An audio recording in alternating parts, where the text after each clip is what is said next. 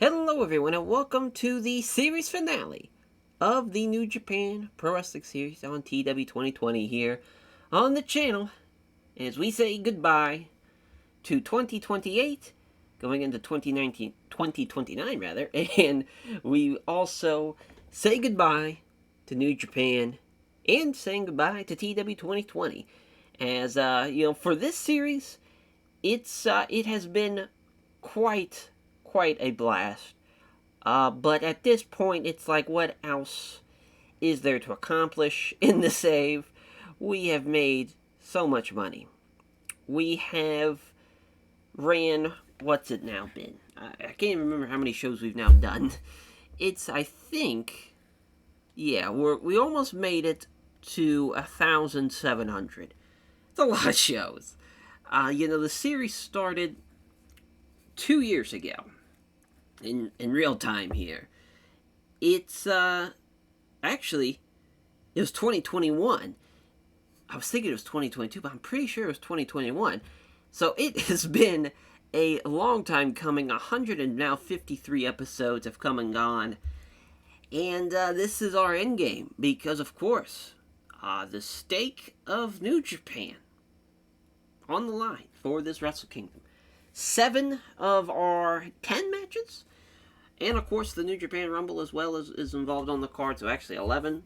But the 10 matches here, titles on the line for each and every matchup, but 7 of these matches, as of the 10, will be in a best of 7 series, if need be. As far as of course they'll still be on the show, but I guess it could technically be over before we get to the 7th match.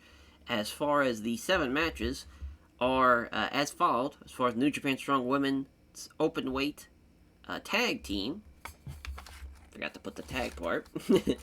Tag Team title matchup.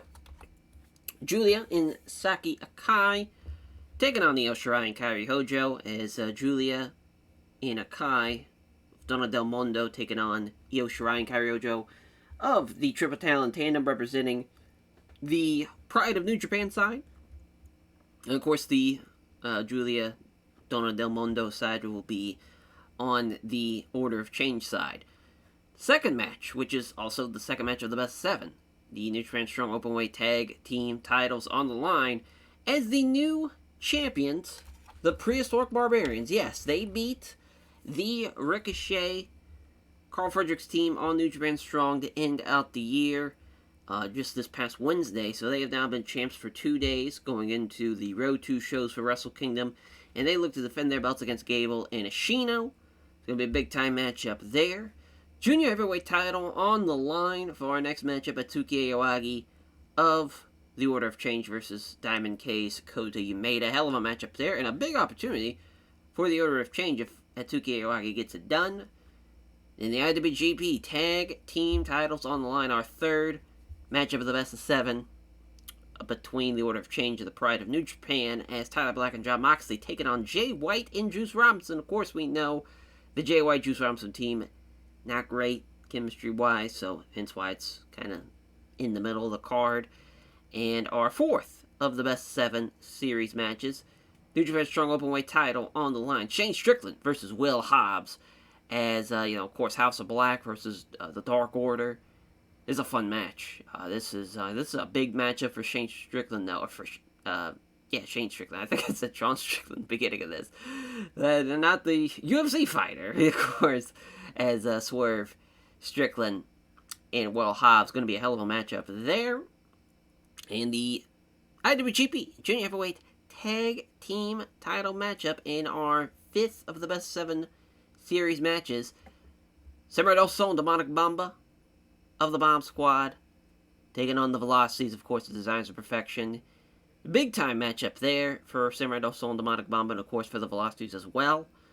As our next matchup, women's title on the line, the winner of the tournament to crown the number 1 contender, and to get this matchup against Chris Statlander, Starlight Kid. This is a hell of a matchup as well, and it is the 6th match of the best 7 series. And, the IWGP Women's title on the line. Huge matchup there. Never open weight title matchup: Daichi Hashimoto versus Ray Phoenix. That's going to be a great matchup. And our co-main event: two absolute tremendous stars from Mexico battling it out, of Rush and La Sombra. Very, very fun match here. LIJ versus the Bomb Squad, but of course, Rush and Sombra with the Los Ingobernables history these two have in a U.S. title matchup, too. Going to be an awesome match. And in our main event, Sonata, the challenger, versus Seattle Tamura, the champion. Pride of New Japan versus Designs of Perfection. This is the 7th of the best 7, if it is needed. But this is a big-time main event, of course. Sonata and Seattle Tamura, they have had matches in the past, so it's not a first-time meeting. But IWGP Heavyweight title on the line, and it's a big-time matchup. Big matchup for sure. We'll, of course, have the Rumble as well. And we will probably, I don't know if we'll run the Never Openweight 6-man tag team title gauntlet match. It's happening on the New Year's Dash. I think we will just end it at Wrestle Kingdom, but that is just kind of what the plans are. And of course, with it going into the 2029 year, we'll go through for the final time the end of season awards. We'll probably go through what's everybody's company looking like after being now so far in the future. Wrestle Kingdom 23, our 23rd Wrestle Kingdom, and this is gonna be a big one for sure. It as far as in the past, we still, all these shows, we've had 16 as far as 100s, but Wrestle Kingdom 21 and 22 and 18 have all been hundreds.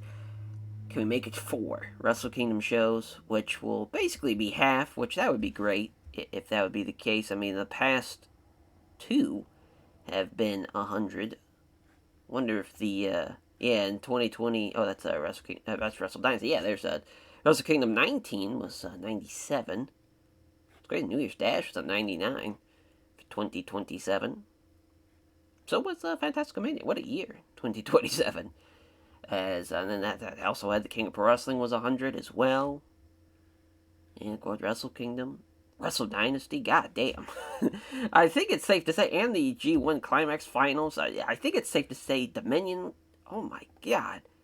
Autumn Attack, yeah. 2027 was the year that I think it was the peak, for sure. And, with this series, there was never like an idea of when this was going to end. It was just kind of organic in that this is such a big time. This is the end game. This is... It's such a hard thing to top. We don't need to go through like Marvel's Phase 4. It's time to end it with this show. With all the implications on the line. It makes sense, I think, to end it here. We, as far as obviously with New Japan, we've had our fun with the 2020s for sure. Maybe we'll, in TW9, of course, on the horizon, maybe something in the future. Maybe 2025 New Japan, maybe 2026, who knows? Or maybe we'll wait until 2029 and do a series then. Who knows? But yeah, just as far as it's been fun to book for all this time, it's still crazy we have not had 100. Maybe we'll finally get it. That would be the perfect send-off if we get 100 on the show. That would be just fantastic. But yeah, it's going to be tough. It's going to be tough to put it away, honestly, because there's just so much still that, as far as we definitely could have kept going, pushed that up maybe a little bit more. But at the same time, I think everyone's going to see kind of how the show's gone. With Wrestle Kingdom 23, it's going to be an interesting kind of conclusion. So it would definitely be something that it almost in a way would be so far removed from what we have done in the past 152 episodes that it's kind of perfect to end it here. So yeah, I mean, without further ado, let's get into the Wrestle Kingdom Road 2 shows. We'll have our 2 Road 2 shows, which we have a lot of backstage incidents, I'm sure. Oh yeah, Shito Ashino taking Yosana under his wing. It's a protege. Is then Tanahashi's passing on signing Dipsy Yoshihino Ichigawa. It is. I do feel bad that we did not get to see obviously the Young Lions kind of take over because it just again it's such a long save to do that, to see them build up into like main roster talent. You got to be getting after it for literally at least 6-7 years. It's a long time. But Satoshi Kojima passing on tips on microphone work to Tamura Nakamura, passing on microphone work to Norio Takagawa, which also, too, I mean, Hayato Tamura started off as the Young Lion, and now, main eventing the final show. I feel like it's also another fitting end to it as well, and he's passing on Psychology as Shinsuke Nakamura to Takuya Mini. As our main event, it will probably be Tamura with Moxley and Tyler Black against the Order of Change. Sonata, of course, with Juice and Jay White, which Juice is going to beat Jon Moxley, the Intercontinental Champion there. It's a massive win in our main event. We're also going to be seeing, we'll add Tsuki Iwagi and Ryoto Machizuki against Diamond K of Kota Umeda and Kaito Crusher. Of course, the Junior Heavyweight title matchup build up there. Just 10 minutes. Kaito Crusher alone, unhappy about losing to Iwagi there. Got the Bomb Squad, Designers of Perfection. 8-man tag. Robbie Eagles beating Kawada, of course, Team Australia there on the DOP side. I think we're actually going to move that up. Yeah, Suzuki-gun and Peace, Love, and War. It's a nice little steal of the show matchup here. The Suzuki-gun team, better team on paper for sure, getting the win. Takanori Ito, Shitoru Ashino, and then Chaz Gable beating Oog, Connors, and Cavanero. Which is nice to see. Yeah, we'll put that here. Then the Tactical Masterclass matchup, Jungle Kiona and Hana Kimura. Oh no, it's a Young Lion Ness matchup, rather. Yeah, Narito and Akimi Nishimura. Obviously, the TCS team getting the win. So I guess Futa Nakamura and Junta Miyawaki is the Tactical Masterclass matchup. Which, Futa Nakamura, I'll talk about just real quick. His stats are so good, and obviously when he was in Dragon Gate, and just as far as what he's done for us since we signed him. Because again, him as Ben K, he was awesome, and his kind of run to bring him in, and he was signed to DDT, to be able to bring him on pretty relatively late, obviously in the save. We basically the end of 2017, so he's basically been with us for a year. Hasn't lost a whole lot, but he hasn't been used a whole lot. Really, the only thing he was used primarily this year was in the Best Super Juniors. That's just not being a part of a group, unfortunately. We just could not find a spot for him, because we should have, because he's super fucking talented. So that was one of a regret for sure of the save. And as far as that is our Road 2 shows, of course we'll not be running Kanto. We'll try and run elsewhere. Yeah, Kyushu it is. The Beibu Become Plaza's not always a good idea, but I think we'll actually run the Kagoshima Arena. It'll just be about 1,000 shy of a sellout. And 69, nice. 4 opening contest. Spear from Nakamura over Junta Miyawaki in 16-22. Probably shouldn't have had that be the opening contest. Yeah, probably should have had this be it instead. As Hana Kimura and Jungle Kiona getting the win over the Young Lioness team. Narado, though, 39. She actually did pretty well for herself. Jungle Kiona, though, off her game. She got 49. Almost got outperformed by the Young Lioness. Not great. Not great. There's 69, though, for Kota Umeda and Kaito Crusher. That's why this was a 10-minute match. They don't have any chemistry, and there was kind of the only Diamond K Junior team we could use. As Atsuki Iwagi, though, and Ryoto Machizuki getting the win. The Firebird Splash from Iwagi over Crusher. It's a big win. Big win for Atsuki Iwagi.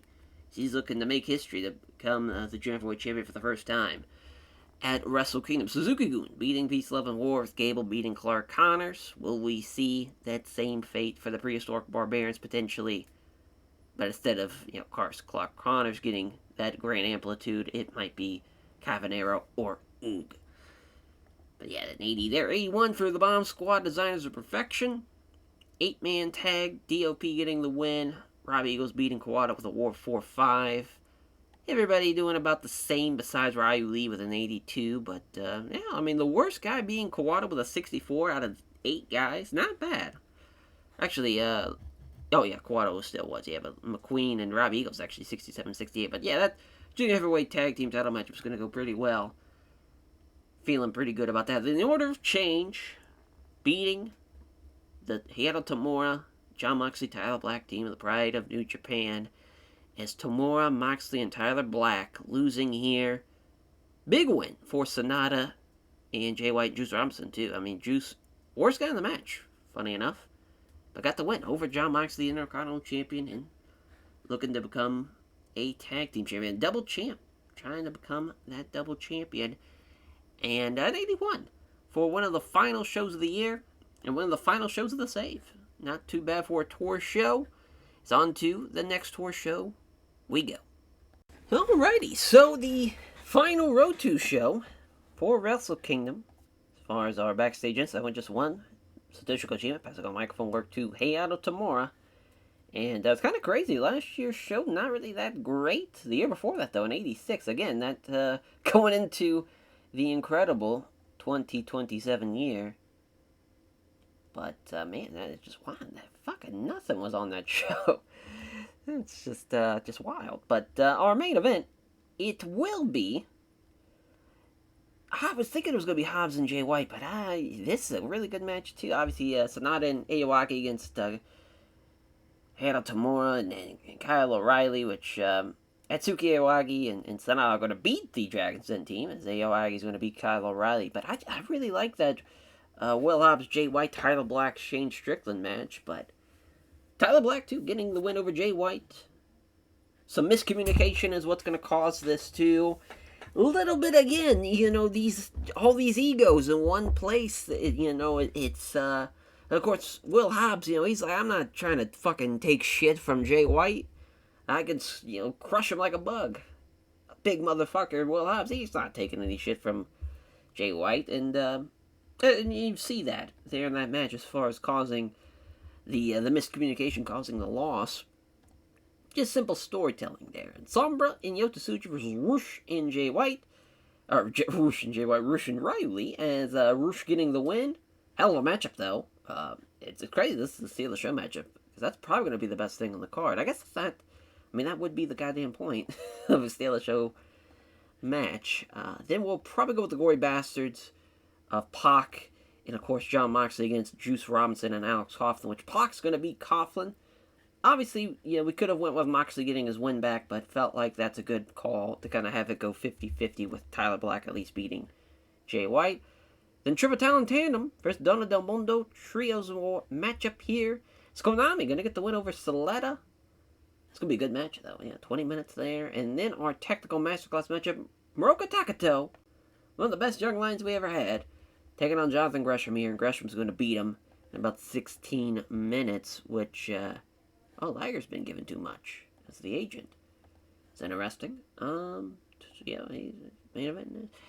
We'll go with Chono. Actually, Chono's contract's actually coming up, and he wants to just retire peacefully, so, which is unfortunate, because obviously Chono's the man, but he's earned his right to stay home and enjoy his golden years. Yeah, we'll go to the large hall for 2,000. And we will run the final show of 2028.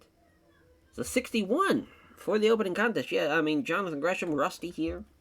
Not a great performance from him, obviously, but Takato, again, 44 for a young lion is incredibly impressive. But he gets the one with the Spike Driver.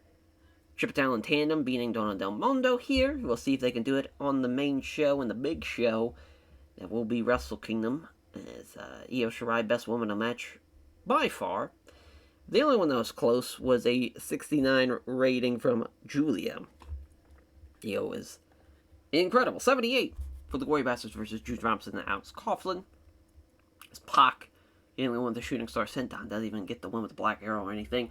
So an 80 here for Sombra and Yota Tsuji against Ryu Lee and Rush. Hell of a team there for Rush and Ryu Lee.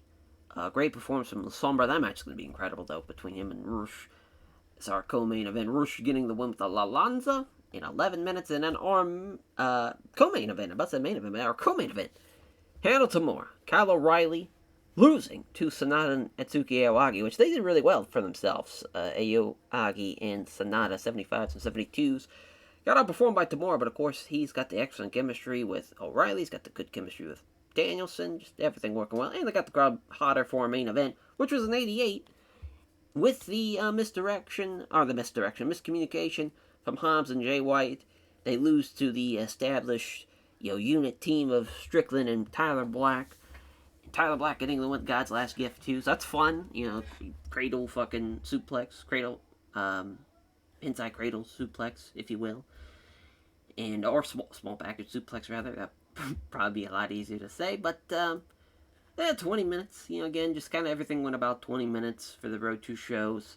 We didn't want anyone getting hurt, because, boy, that would have been just a fucking shotgun to the chest if somebody, one of the major title matches would have got hurt. But that is the end of the year, and we'll go through everybody's, Power 500s and kind of seeing where everybody went through almost a whole decade of the save. Very, very crazy, as, on to 2029. Alrighty, so, as you see, Company of the Year, New Japan. Wrestler of the Year, Seth Rollins. Tyler Black, of course. Tag Team of the Year, the Gory Bastards of Pac and Moxley. What a team, the John Moxley Pac team was. We, as far as for them being a part of Task Force Death for so long, that should have been a team that we kind of utilized a lot more, probably, but it is what it is. Match of the Year was at Fantasticmania. Sombra and Mascara Dorada. That's pretty cool. Pretty cool, yeah. Fantasticmania Show of the Year. Oh, that's, one of our young lionesses, Thelma Gorman, which I believe, we, because I was just like, Thelma, that ain't it. So we went with Jalen Gorman, and she's been a CMLL, but she's incredible, yeah. We've just been waiting for her to kind of basically not be a young lion anymore, because, yeah, her psychology's insane, her wrestling is already insane. She would have been someone that basically was going to make her debut during the women's, basically G1, which we'll talk about, kind of the plans of what was on the future once we run through Wrestle Kingdom. Moxley, veteran Wrestler of the Year, 43. Yeah, sure, female Wrestler of the Year. Finally, it's somebody that's not us, but it's fucking WWE. Well, yeah, most improved. I mean, they've been number 2 this whole time, so I don't know how else they could have improved. As Aiden Prince was the Independent Wrestler of the Year, Manager of the Year, ODB. Oh, as Dasha Gonzalez, Announcer of the Year, which is but we have a business. The color commentary is pretty hilarious. And Brian Gorey, 5th time he has won the fucking Referee of the Year. As we can go through kind of the classic. So we won after Orton, Strowman, and Orton twice. We've pretty much won the award every time but Elias. And then I think actually this Sombra year, he was still in WWE. That's just 2025. Yeah. Yeah, he was a full-time WWE guy. So basically, half and half, a little bit more than half, they won the Wrestler of the Year, but we won it at least 4 times. So that's not too bad. And they won it 5 times. It's just unfortunate for us. Obviously, we probably would have won it in 2029, if I had to take a guess. Tag Team of the Year, we won it literally every time but 2020 and 2022. It's kind of crazy. Yeah, the Golden Ace team in 2024, Lucha Brothers twice, Falter and Zack Sabre Jr. twice. That was a lot of fun. And we do have, I thought we did sign, yeah, we do have Natsumi, so that's just kind of crazy. And we obviously had Angel Dorado, we had Hook.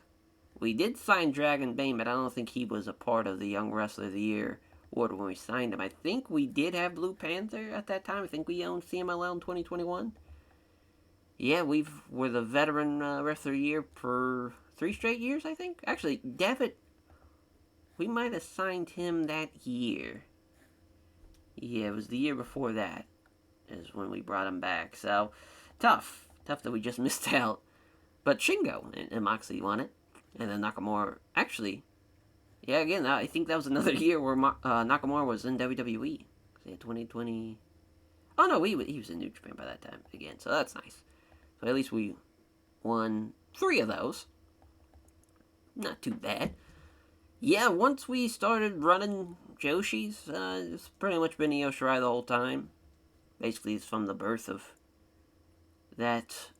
And, yeah, obviously, we weren't going to have really any independent wrestler here. We've been the company of the year every year since 2022. Really no end in sight there. It's a funny WWE won Most Improved. Of course, we owned GCW and we own Rev Pro, so we've owned 2 of the Most Improved companies. We've basically, so we got 3 of the best matches of the year, while they've had the other 6, which is kind of tough. But yeah, it is what it is. It is what it is. And we've had the car of the year, though, again, from pretty much every 2022. It's crazy. All of them Attack twice, Dominion, Wrestle Kingdom 18. Oh, two Dominions. And, of course, Fantastic Mania, which got 100. ODB actually won the Manager of the Year in 2026, 2 and 2023. 3-time winner. Most award winner so far, at least of the Manager of the Year. Announcer of the Year, it was Excalibur won it 4 times, and then Dasha Gonzalez won it 3, and then Conan won it in 2021, randomly. Oh, Gal winning it twice is kind of crazy. We had Bull Nakano, but it looks like Abyss passed her up now recently, and yeah, which we've had Brian this whole time. It's kind of crazy. We didn't have John Cone. We signed Davey after he won that award. I do remember that. And yeah, that is those awards. And I don't know why we hit. Oh, nope, that's not it. Let's go back to there. There we go. Jesus. So the Power 500. Oh wow, Dragon Lee was 2nd. Rush was 3rd. Moxley 4th. Sombra 5th. Ashino 6th. Hiromu 7th. 8th for Sonata. 9th for Volter. Jay White 10th. Zack Sabre Jr. 11th. 12 for Pac. 13 for Gable. Phoenix 14, Ricochet 15, Hobbs 16, Dorado 17, which is finally somebody that's not a part of New Japan, but also he's obviously in CMLL, so he's still contracted with us. Moriarty 18, Paris de Silva and Jude London being in the top 20s is kind of crazy. Again, guys that we signed day fucking one, damn near. Yeah, literally, one of our initial signings with the company. Hard to believe their first matchup. I think both guys, 40-41 on a strong, or actually not even on the strong taping during the New Japan Cup tour. The pre-show, they beat Jado and Ghetto, and Jude London at least got a 53 there. So he was getting better already at that time. To fast forward now to 2028, almost going into 2029. I'm sure they're going to have a great match, but just what they did against Francesca Akira and Vikingo, 84-90 in that match. It's just and Lee Moriarty too. I mean, he's another one that we signed in the beginning, way back when. He was on day 2. Him and Darius Lockhart, which I was hoping Lockhart would kind of be the better of the 2. Funny enough, eventually, but Moriarty, very very good. We started off as a 46. Somehow was outperforming El Phantasmo in his debut. All the way through. Yeah, he was working Evolve still at that time.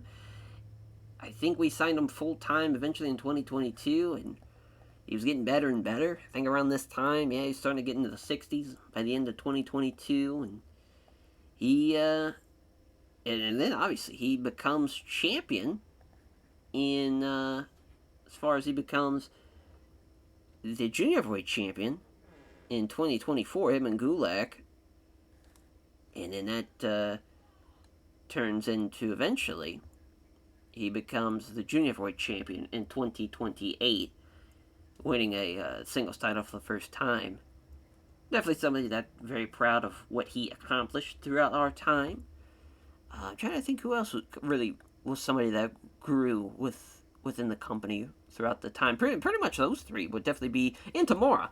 Those are kind of I'd say from the four guys that we signed on that very first episode, as far as like guys were to bring in, they, which even then, I don't even think I brought Tamura in full time. Oh no, I did. Yeah, because he beat Ho Ho Loon. what, what a debut match, and he was losing to Makabe and Hanma, and obviously as a young lion, he had to, get his earn his stripes a little bit. Crazy that he's now been a multiple time heavyweight champion. He's been an Intercontinental champion. He's been a New Japan Struggle Weight Tag Team champion. He was in the finals of the King of Pro Wrestling. I don't think he ever won it. He won the New Japan Cup. He won the G1. Of course, that crazy G1 that ended with basically having each person who won a block go to the finals and have a four-way elimination match. He damn near did everything that any top guy would kind of aspire to be, besides maybe winning the King of Pro Wrestling, and even then he, main evented multiple Wrestle Kingdoms. He main evented 2026s, I thought? Maybe it was 2027s. Oh, yeah, it wasn't 2027. He wasn't even on the 20, or if he was, it wasn't a title match. It's kind of crazy. Oh yeah, they main evented 2025. Yeah, Wrestle Kingdom 19, beating Zack Sabre Jr., which that was also his first heavyweight title win since winning the four-way. So yeah, that's just as far as how much that he had. Actually, no, that was that was his first heavyweight title win, because that was when he won it the second time. Kind of again, building him up over at that time 5 years, definitely worth it. He's still only 33 too. It's funny, Penta, obviously I guess him and Phoenix, we signed those guys from AEW. So I guess technically you could count them, but I wouldn't. Because even so, obviously, they were already top guys by that point already. God damn. When did we bring them in? Because I could have swore, they were still with AEW, so we brought them in on a talent trade deal. And then their contract, I think, finally ran up, and we signed them. So I believe how that went. So that's, as far as... And same thing with Pac. His contract ran out with AEW, and we quickly signed him up, and he's been tremendous for us. Never won the big one, though, unfortunately. He's always a bridesmaid, never the bride. An Intercontinental Champion, U.S. Champ, Tag Champ, won the New Japan Cup. I believe was a finalist in a G1. Let's just take a look. Pretty sure he was. Yeah, let's go all the years. Boy, you can see all the title matches he's been in, though. Wow, he's won 51 times in a title matchup. That's kind of crazy to think throughout that time, but hard to believe he was losing to Brian Cage for the AEW World title. And then we bring him in, and immediately it's like, he's the junior champ, wins it at Wrestle Kingdom. Basically, is the champ for pretty much the full year. Drops it to Jason Lee the following Wrestle Kingdom, which that did not go over well. We tried to make somebody in Jason Lee, and that was kind of a swing and a miss. Finals of the Best Super Juniors. Doesn't win it, unfortunately for him. He lost to Shelley. He was a Rev Pro British, undisputed British heavyweight champion. And trying to think, a King of Pro Wrestling finalist. Don't see a G1 finalist though. Yeah, it looks like it's still only 2023. Yeah, there's the New Japan Cup finals. He eventually does win it. Another King of Pro Wrestling finals. Tough break. Man, it was a finals and the Best Super Juniors, New Japan Cup, King of Pro Wrestling twice, and he finally wins it there in 2026. Extremely tough. Yeah, was never a Wrestle, or a, rather G1 finalist. So 42 though, yeah, he definitely would start getting, ratings kind of declining eventually. But yeah, we were at Tamor, so yeah, Kota Yamada, Penta, Juice, 24, Kenta being 25th is crazy. There's the Shirai, Daichi Hashimoto, Katsuki Nakajima, again, crazy that he's 28th here. Konosuke Takeshita, 20th, 29th rather. Claudio, 30th. Coughlin, 31. Devitt, 32. That's really high for Devitt. Dragon Rojo Jr., Kalisto, of course, Tornado Soul. Puma King, 35. Of course, I know CMLL. Brody King at 36, which that's his first time out into the top 50s. He's 36. The Oro, AAA, so finally somebody that's not signed to us. Same thing with Nebula Oroja. Strickland at 39. He also jumps up not only into the top 100, but top 50. Dijak jumping up from 228 to 40th. Makabe at 41st. He dropped down a lot. Magnus jumps up. Ultimo Guerrero's still working. That is crazy. Ultimo Guerrero's got to be in his... Yeah, I'm about to say he's got to be almost 60 years old. That's Lucha for you. Tsutsuji, 44th. Rob Eagles, 45th. Multiple times been in the top 50. Great Khan, he was somebody that I was excited to use.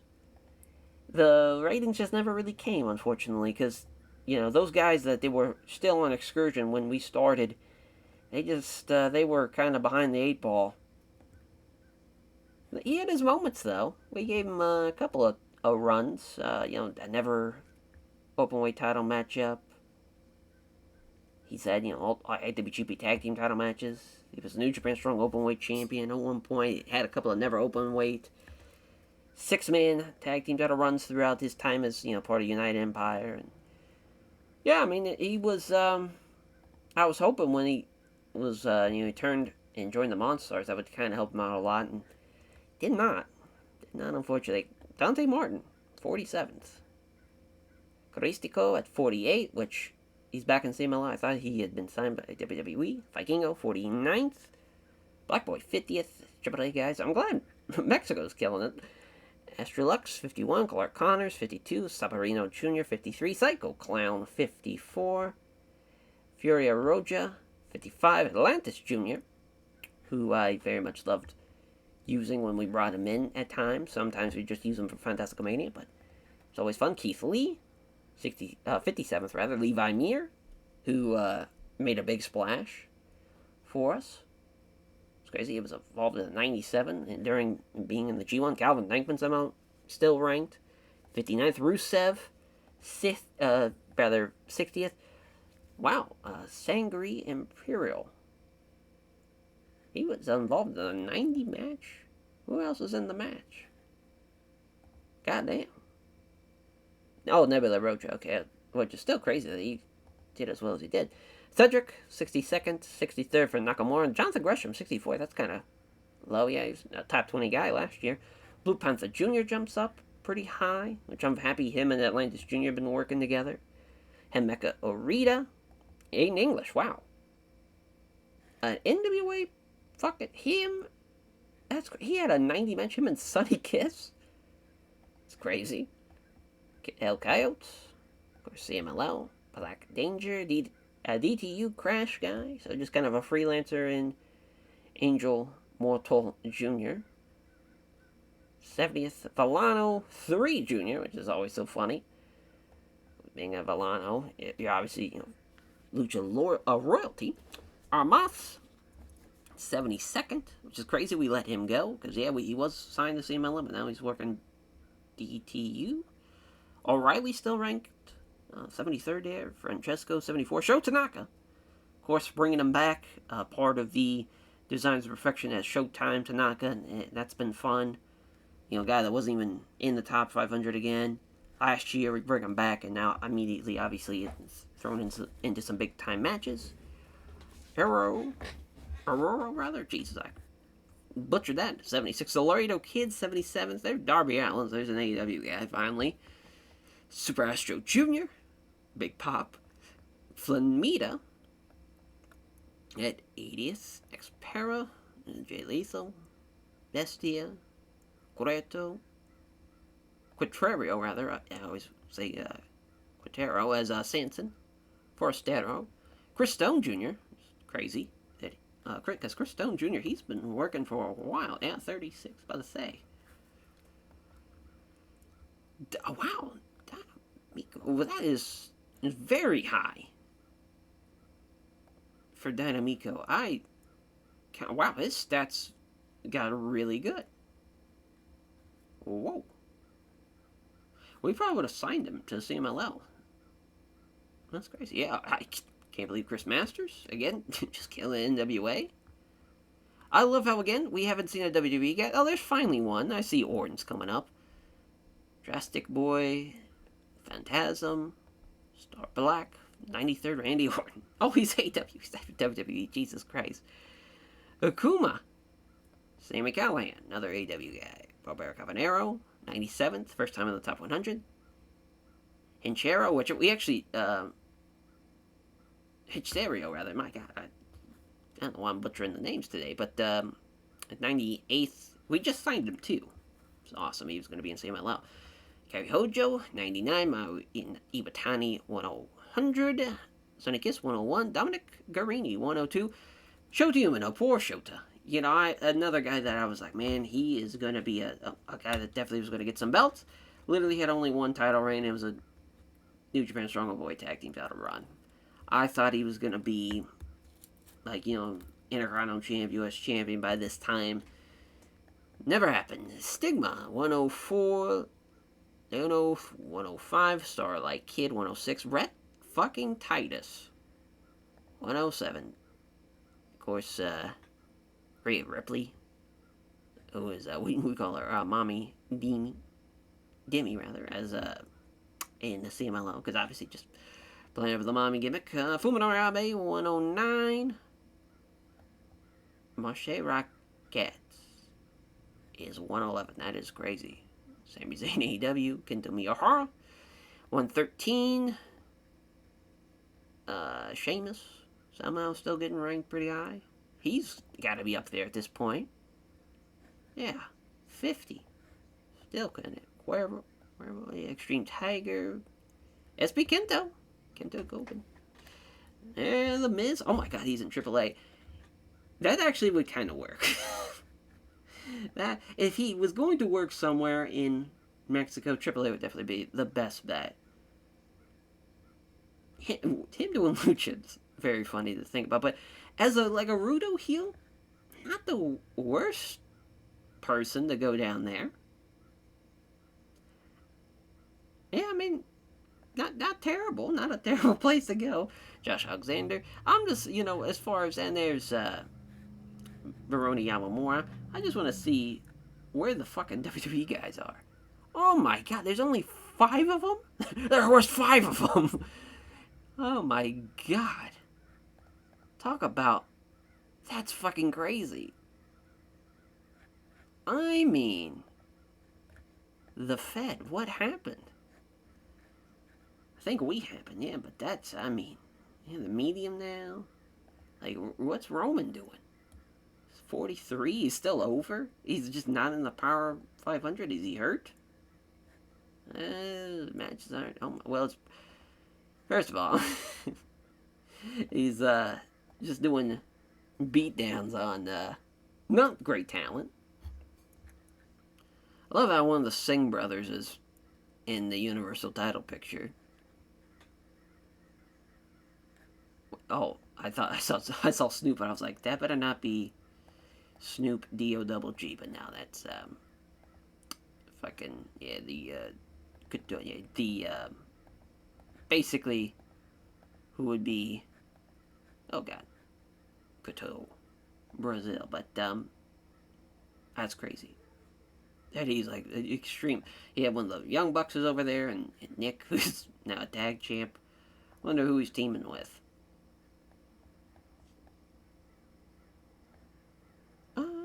Shane Thorne, alright. TMDK 2.0. It's crazy, the MVP still booked. Oh, they got Abyss on commentary. That's kind of hilarious. I've always known they've had Ultraman Black forever. They signed Enzo again. Mansoor, Daniels, and I just love how they still have the Wee Man, which is obviously just insane that they signed him. Just a shit show and a half. Oh my, the ref, the fucking Danilo. I forget what his ref name is, but that's it's kind of great. Buddy Murphy's WWE champ. Oh my god, Sarov is the Intercontinental champion. They just haven't done Money in the Banks. Oh, well, the Revival's a little different. Bailey's, at least that at least makes sense, and that we already knew about that. Oh, Mandy Rose. Looks like OnlyFans didn't pop off for it. Aiden Cross, the U.S. champ. Strowman's the Universal champion. MJF and Omega. Honestly, I mean, realistic champs. It's kind of funny. Goldberg had the belt for almost a year. That I'm sure that went over well. And Alexa Bliss and Mia Yim. Actually, not terrible champions, half of those. It's just crazy. Again, Woods is in Kofi. Kofi's got to be Jesus. I mean, he's been with the company now like 20 years at this point in 2029. It's kind of wild. Yeah, he'd be almost 50. Where's the I'm an idiot. I think I could have swore we could click on the alumni page from here, but I guess not. Because we can go to the match history, which that's not going to help us. Because I want to see kind of when he started. Oh, yeah, job history. Blind. Yeah, December 2007 is when he officially went from FCW to WWE. That's so crazy. 22 years on WWE television. Wild.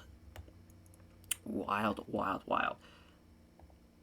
So that, I mean, it looks like, if I had to guess, which I want to look at the, as the Hall of Immortals, I don't think that's really changed. Yeah.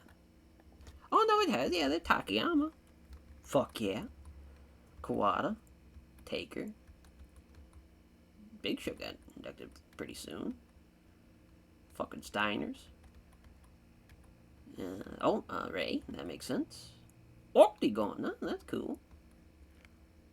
Fucking Conan? Yeah, that makes sense. Kevin Nash, Keiji Kane, Jun Akiyama,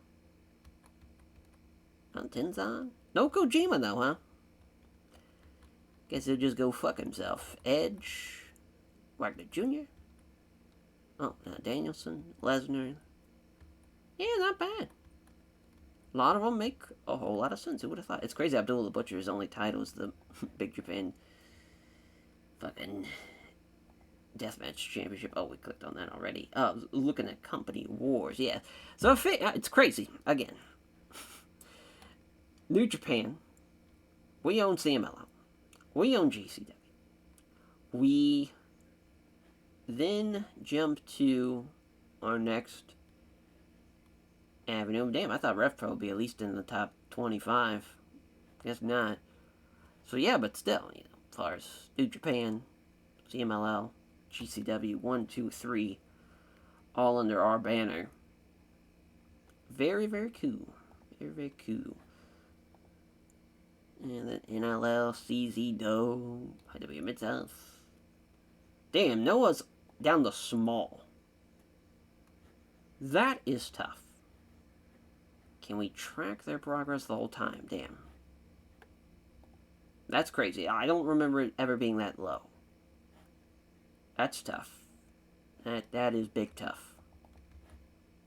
At least they've had one good match. Yamato and Konosuke Takeshita. That's crazy. Yeah, RevPro all the way fucking down there. Yeah, Ring of Honor still its own little thing. Oh my god, they're about $2 million in the hole. Not great. Not great there. WXW's making a good bit of money. I think Wrestle 1's, doing pretty well actually, so that's cool. Not a whole lot of companies really went under, realistically. CMLL did, but That, as far as, let's just go to inactive. Yeah, AIW went out. Oh yeah, Championship Wrestling from Hollywood. Yeah, ICW. I didn't even realize that. Yeah, that was a couple of years ago. IPW. Oh yeah, yeah, MLW. I do remember that because yeah, we took them. Oh no, we just pillaged them. That's right. Yeah, we just felt like fucking in that. OTT Progress. Oh my god, just they said fuck it. They are boy that the UK scene. I'm glad we kept RevPro in business, I guess, because my god, all of those companies in the UK probably would have damn near went out of business. What is left then? Well, there's besides us, I know, yeah, Pro Wrestling Eves I was thinking of. Besides, obviously, WWE NXT UK, which obviously in real life, it's obviously not even a thing anymore. Yeah, wild. First of all, it's crazy that Attack is as big as it is too. Shout out Chris Brooks, just leading the charge. When did he take over? I wonder. Huh. Yeah, walked out of Rev Pro, left FCP, and then he's like, yeah. And oh yeah, they retired due to injury too. Damn. Poor Chris Brooks. Pour one out for him. It's wild. It's wild just going through and seeing all the crazy shit. Yeah, I think AEW, they were doing pretty bad at one point. I think they've kind of salvaged it a little bit. Never mind. Yeah. Oh, at least the best friends are champs. Gesh. Well, we'll look at All Japan. Let's, yeah, champs. Who's the Triple Crown champ? Oh, Itez. Not terrible. Ryuki Hondo, okay. Okay, Suke Okada, but Jordan Devlin's over there. Oh my god, Leo Tonga's the heavyweight champ. Yeah, I mean, I guess it could be worse. Oh yeah, Yuma Iwagi's the Korea TV champ, which it's crazy. Kendo Miyahara has no belts. What's he been doing? I know he's been in Dragon Gate, but only a 5-time Triple Crown champ, which is actually not too crazy because he's only been champ twice, and once was during the save, I should say, and once was because he started as the All Japan Triple Crown champ, so really was not used very well by All Japan. That was one of my rules, was to not sign him, just to make sure there's always kind of like a big fish that's not over here, and they completely fucking whiffed on him. I mean, Pro Wrestling Noah at least used, like, Go and, Go Shiozaki pretty well before which I don't even see him on the goddamn list. Where did they put Go? Well, there's J.R. Kratos. Fale's been over there. He's been over there pretty much the whole time since we got rid of him. I cannot believe he's still working. Because, yeah, we got rid of him by not even a full year. Oh, no, literally a full year in the company. And we're like, yeah, get him the fuck out of here. Both him and Tama.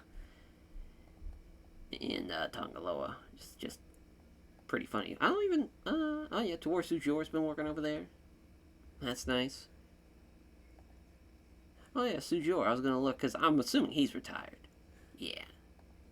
That makes sense. Yeah, Ishikawa's been retired, I believe. Oh, no, he's still working. That's nice. I gotta look at NWA, I guess, since apparently they're just rocking and rolling. Not the worst national heavyweight champion. I mean, not again. At least he's currently on TV. Yeah, Mike Bennett. I feel like that's kind of tailor-made, NWA and being the television champion. Oh my god. They have fucking Stu Bennett? I mean, they got some names. They got some names, I'll give them that, but, oh my god, first of all, Dozer's champ. That probably ruled. I mean, I kind of gotta see their top shit. Billy Corgan, you're kind of cooking. Oh, he had a power taping that did pretty well. Yeah, Sunny Kiss is just one of the best in the world. What a time. What a time over there in the NWA. Love it. PWG was going to go under at one point, but I think they're going to save it. That's, yeah, 0-1, which I was hoping actually to buy them out. Same thing for Wrestle 1. Because Kajimuto, man, we had so many plans to bring him in. Just could never do it because he kept on owning Wrestle 1. Was hoping he'd try to do something with us, but it didn't really happen. Stardom. Which obviously we did not. We would rate him somewhat, but I wouldn't say we full on, like, just pillaged them. At the same time, they weren't really doing a whole lot either. As I say that, we literally have both those girls on our roster, you know, Io Shirai and Heidi Lovelace, yeah, Karyojo. Yeah, we did. We did. But listen, we're New Japan. You know, we are literally a Titanic company. We have all this goddamn money. We weren't just going to sit with idle hands and not do anything. But, yeah, you know, it's kind of crazy. We don't even have all the momentum. We are only at 96%. Now, we go to Wrestle Kingdom, and we run our final show. Alrighty, so before we get into the actual Wrestle Kingdom, I wanted to do this because obviously before each Wrestle Kingdom, the day before they do the little press junket thing, yeah, I guess you could call it a press conference, but it's, you know, both participants of a match get in the ring and they cut their little promos and they do the, you know, stare down for the show, you know, the next day. But I wanted this one to be focused because of Sonata basically almost doing a PowerPoint presentation of what all the things are going to be changed once the Order of Change get the win tonight and win the Best of 7 series. And, you know, they proposing the plan for global expansion, that and changing the logo and changing the name. No longer will it be New Japan Pro Wrestling. It will be the International Wrestling Promotion of Perfection, the IWPOP, and the International Pro Wrestling of Perfection, the IPWOP, and the idea would be getting GCW, CMLL, Rev Pro, as far as basically forming together in creating shows on a global scale where it's basically touring in America, it's touring in Mexico, Canada, the UK, and throughout the British Isles, and through basically Eastern Europe and Western Europe, going into India, going into Australia, and obviously in Japan, and doing all this touring, you know, as far as having talent tour in a kind of like a territory system, but each tour is happening almost around the same time, so literally people are split going from, you know, as far as nation to nation. Maybe there's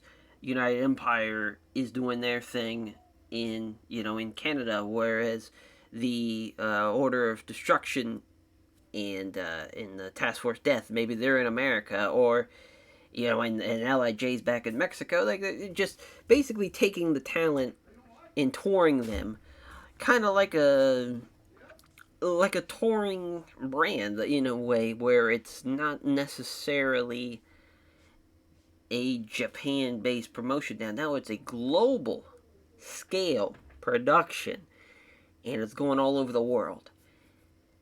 That's the plan. And he says that Wrestle Kingdom 23, and it's fitting, it's at the Antonio Inoki Super Arena, because this will be the death of a New Japan.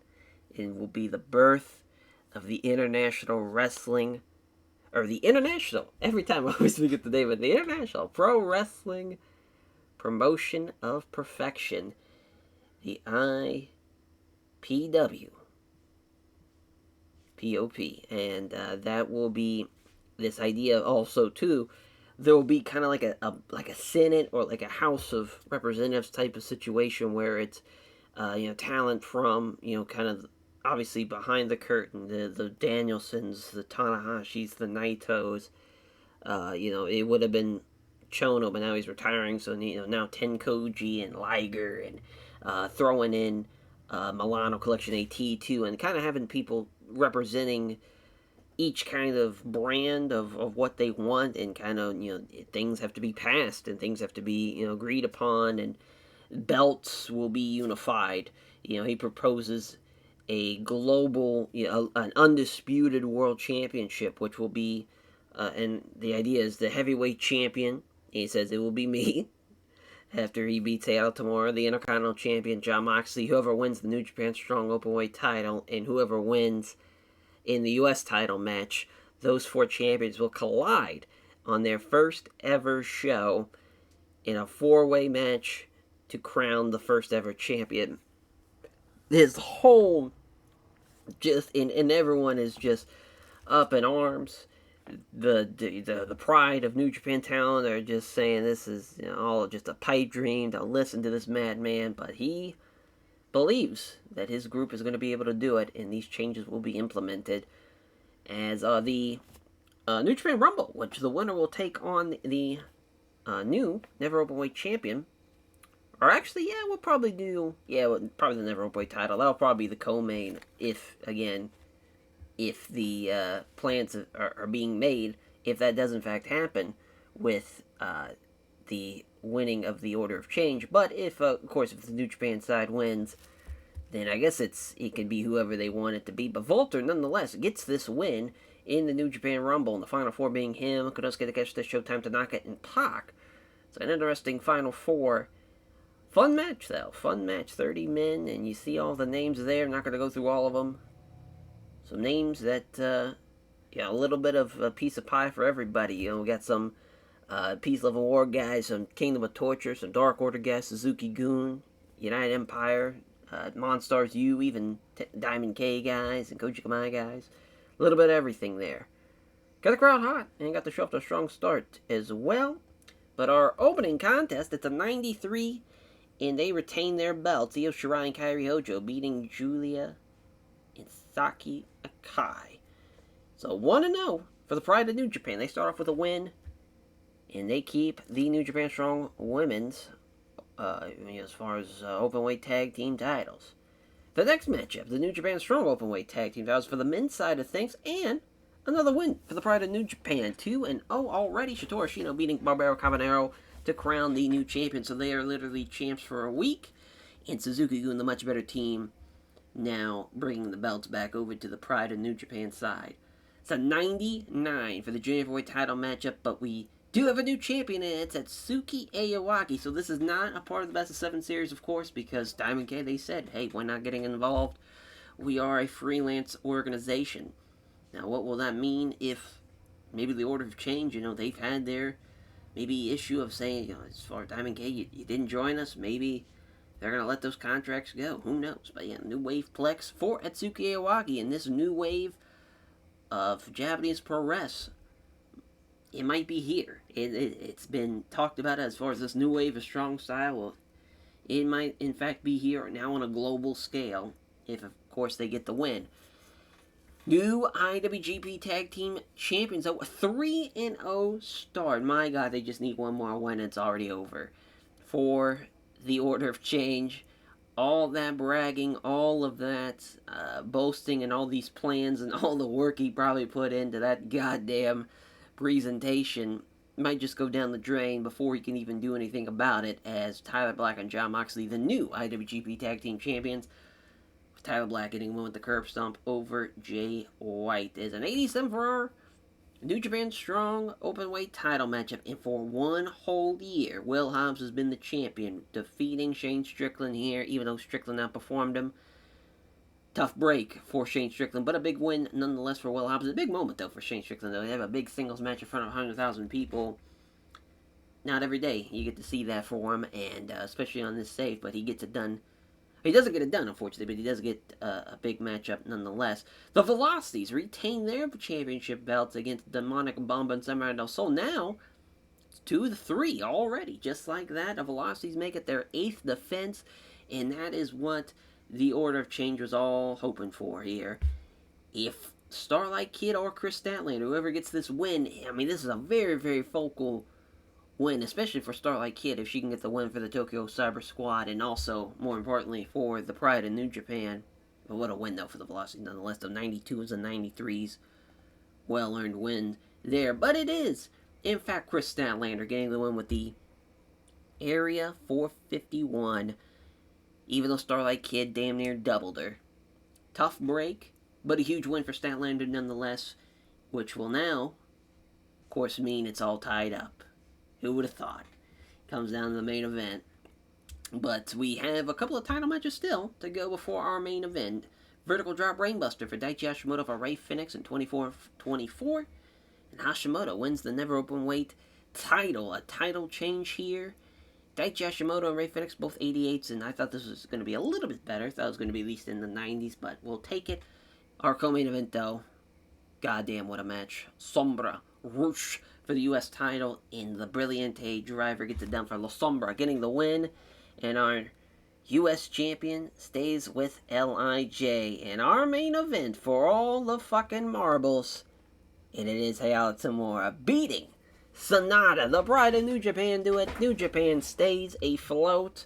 My, oh my, they do it. And boy, does all that hard work. Maybe he was overthinking, maybe too caught up in what he was going to do with the changing of New Japan, taking New Japan away.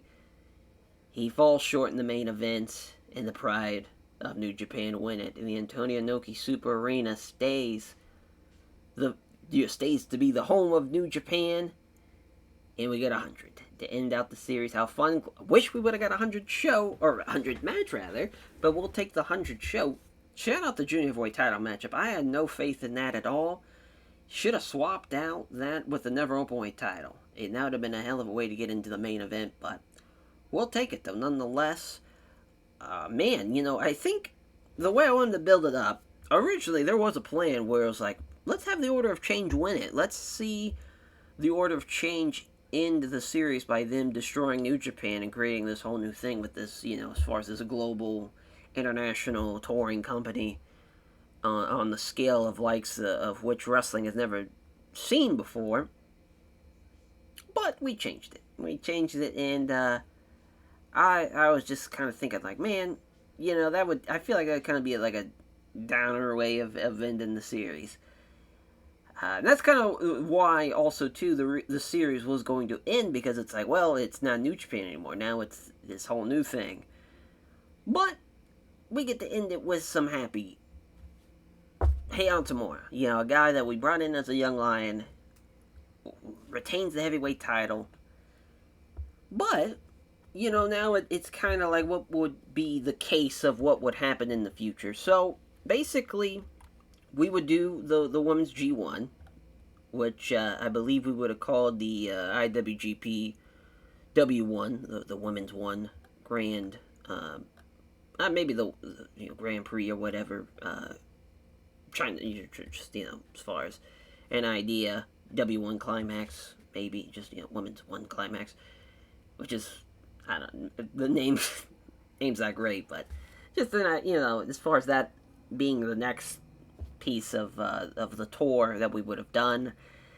It would have probably, the first ever winner probably would have been Io Shirai. Actually, no, it wouldn't have. It would have been Mayu Iwatani. Iwatani was going to win it, but she was going to lose the title match to Statlander. Statlander was going to lose the belt to Soho.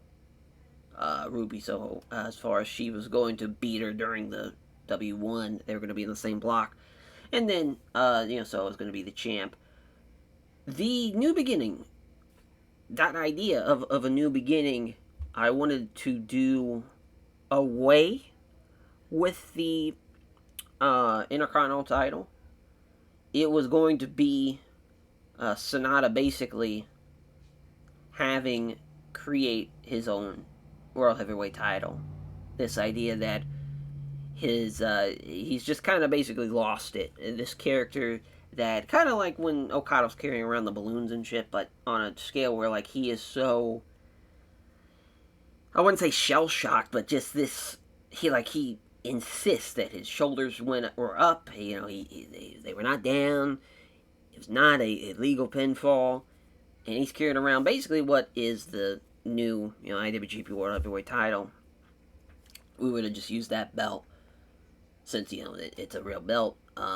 We would have used that, and it would have led to basically unifying the U.S. title, and it would have unified. Then the idea was eventually Hobbs would be like, I'm the real world heavyweight champion. Look, I've been this champion for a year. No one's been able to stop me. I was the heavyweight champion. I got screwed, and it leads to Sonata and Hobbs battling for this world heavyweight title, and then Sonata loses that to Hobbs probably, or maybe Sonata would have won it and kept it, and then it probably would have been at Dominion for him, and probably Tamura, maybe a new champion by that point, but it would have been like an undisputed title match between champion and champion, which this would have ended that title as well. So Sonata would have lost another probably heavyweight title, or he finally would have won it. Really just kind of would have depended on how well he was going to do. As far as ratings-wise, really just comes down to that. But honestly, after that, I really had no idea what I was going to do after that. The G1 probably would have been just whoever I was feeling it was the right time for it. As far as maybe even Daichi Hashimoto, just to go kind of have somebody be a second-generation G1 winner, that'd be kind of cool. So that it probably would have been that, and it probably could have been even Sonata and Hashimoto for the heavyweight title sooner than that. That way, Hashimoto could go into maybe Wrestle Kingdom as heavyweight champion too. So that's just an idea there, but that'll do it. We close it out. My God, let's. I'm trying to. Where's the one screen? That it's like. I'm trying to think. I don't think it's it's down around here. There it is. There we go. Let's go to user stats. 8 shows. 8 years. 10 months. Almost 1,700 shows. Highest viewerships. All this fun jazz. Best match with Don Ashley and Zack Sabre Jr. I like that being the last show. It's kind of crazy the highest attendance wasn't a Wrestle Kingdom, because obviously we had some great ones, though. We had some great Wrestle Kingdoms, but 102,000 people. That New Beginning show in 2028. I'm assuming that was in the football stadium. That might have been. I'm trying to think. We didn't run the Big House. When did we run the New Beginning show? Let's go all the way back. Oh yeah, it's Tiger Stadium. I was thinking that it was that. So I remember we ran that. It's kind of crazy. Our reputation did not go up as much as I thought it would. Yeah, we're just loyal as fuck. Trying to think. User talent switch went up to 10. We got a lot. Yeah, user stat. We didn't look at the user log, but there's really nothing there. I don't think. Oh my God, yeah, there is. There's just so much shit. Hector Brooks, that must be a young lion. Our first thing we did was we released Taka. And it started our career. Yeah, we had Jay. Oh yeah, I mean, we could definitely Dante Martin. I mean, for what we brought him in that same fucking day. Yeah, Caveman Oog, Black Taurus, a lot of people we brought in that first.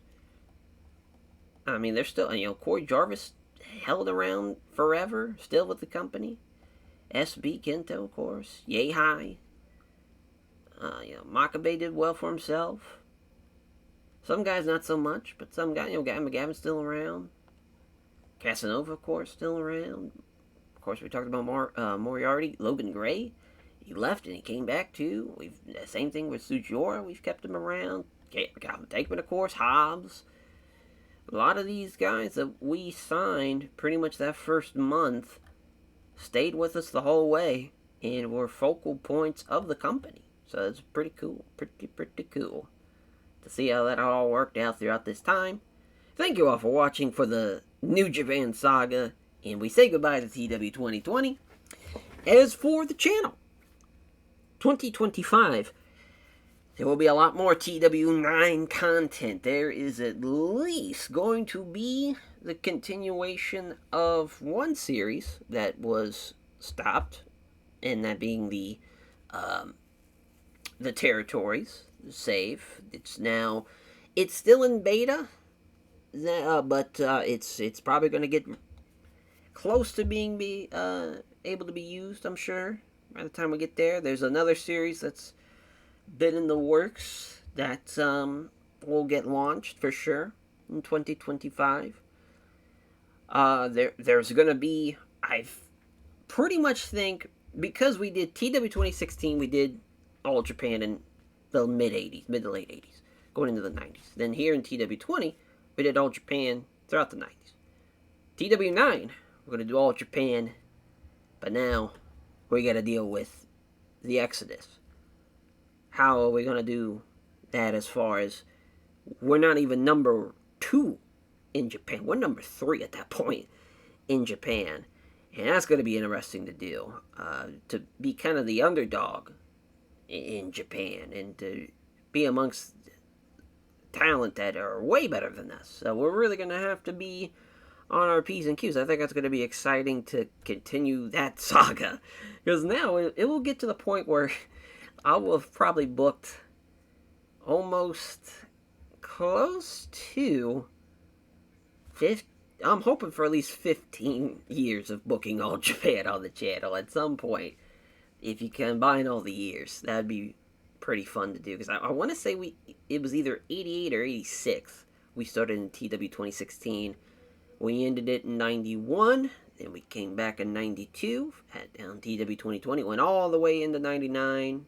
Going into 2000. Then, of course, the Exodus happens and all that. And unfortunately, it's not like a 2000 mod. So we're going to have to start in 2001. But I think that's going to be a lot of fun to do that.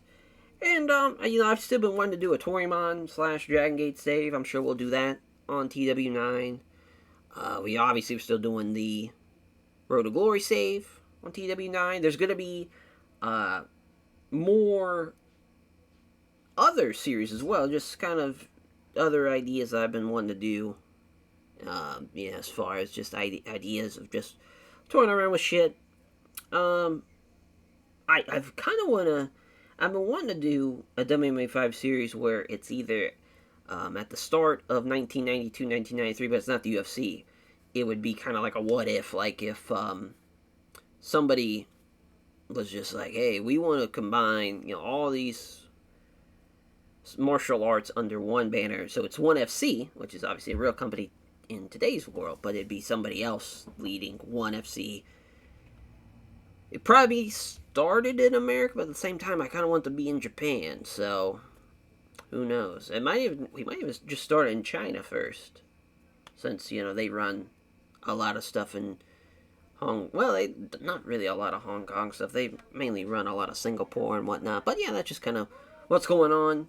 Little end of the year update before we go into 2025, because of course, with probably next 2 weeks at least of the rest of 2024, there'll just be the Road to Glory Seaverse save. It's been a lot of fun on TW9, and then of course the UFC save on WMA5. But I'm hoping we could get back into the swing of things, of just doing the big plan is honestly just to do a big push into 2025, where it's video every day.